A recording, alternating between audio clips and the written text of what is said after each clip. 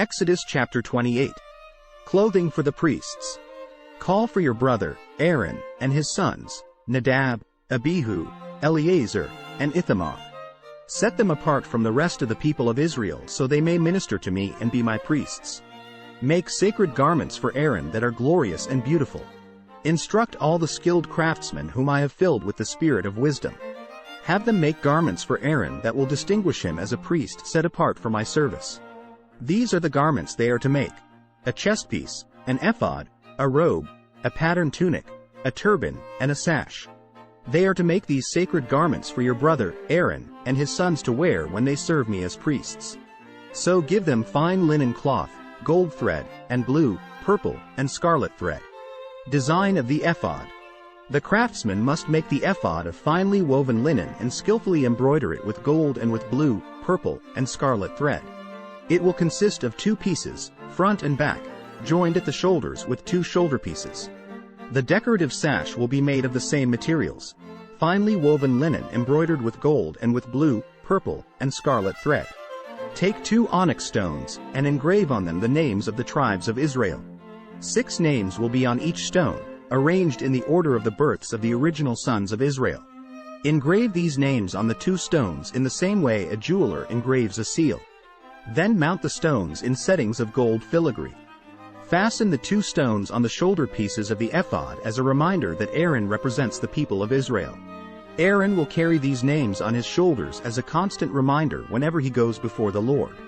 Make the settings of gold filigree. Then braid 2 cords of pure gold and attach them to the filigree settings on the shoulders of the ephod. Design of the chestpiece. Then, with great skill and care, make a chestpiece to be worn for seeking a decision from God. Make it to match the ephod, using finely woven linen embroidered with gold and with blue, purple, and scarlet thread. Make the chestpiece of a single piece of cloth folded to form a pouch 9 inches square. Mount 4 rows of gemstones on it. The first row will contain a red carnelian, a pale green peridot, and an emerald. The second row will contain a turquoise, a blue lapis lazuli, and a white moonstone. The third row will contain an orange jacinth, an agate, and a purple amethyst. The fourth row will contain a blue-green beryl, an onyx, and a green jasper. All these stones will be set in gold filigree. Each stone will represent one of the 12 sons of Israel, and the name of that tribe will be engraved on it like a seal. To attach the chestpiece to the ephod, make braided cords of pure gold thread. Then make 2 gold rings and attach them to the top corners of the chestpiece. Tie the 2 gold cords to the 2 rings on the chestpiece. Tie the other ends of the cords to the gold settings on the shoulder pieces of the ephod. Then make 2 more gold rings and attach them to the inside edges of the chestpiece next to the ephod.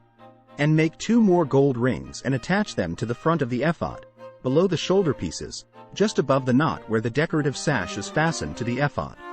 Then attach the bottom rings of the chestpiece to the rings on the ephod with blue cords. This will hold the chestpiece securely to the ephod above the decorative sash. In this way, Aaron will carry the names of the tribes of Israel on the sacred chestpiece over his heart when he goes into the holy place. This will be a continual reminder that he represents the people when he comes before the Lord. Insert the Urim and Thummim into the sacred chestpiece so they will be carried over Aaron's heart when he goes into the Lord's presence. In this way, Aaron will always carry over his heart the objects used to determine the Lord's will for his people whenever he goes in before the Lord. Additional clothing for the priests. Make the robe that is worn with the ephod from a single piece of blue cloth, with an opening for Aaron's head in the middle of it. Reinforce the opening with a woven collar so it will not tear. Make pomegranates out of blue, purple, and scarlet yarn, and attach them to the hem of the robe, with gold bells between them. The gold bells and pomegranates are to alternate all around the hem. Aaron will wear this robe whenever he ministers before the Lord, and the bells will tinkle as he goes in and out of the Lord's presence in the holy place. If he wears it, he will not die. Next, make a medallion of pure gold, and engrave it like a seal with these words, "Holy to the Lord." Attach the medallion with a blue cord to the front of Aaron's turban, where it must remain. Aaron must wear it on his forehead so he may take on himself any guilt of the people of Israel when they consecrate their sacred offerings. He must always wear it on his forehead so the Lord will accept the people. Weave Aaron's patterned tunic from fine linen cloth. Fashion the turban from this linen as well.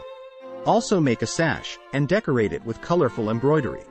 For Aaron's sons, make tunics, sashes, and special head coverings that are glorious and beautiful. Clothe your brother, Aaron, and his sons with these garments, and then anoint and ordain them. Consecrate them so they can serve as my priests. Also make linen undergarments for them, to be worn next to their bodies, reaching from their hips to their thighs.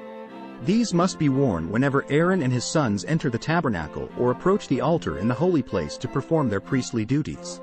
Then they will not incur guilt and die. This is a permanent law for Aaron and all his descendants after him. Thanks for watching.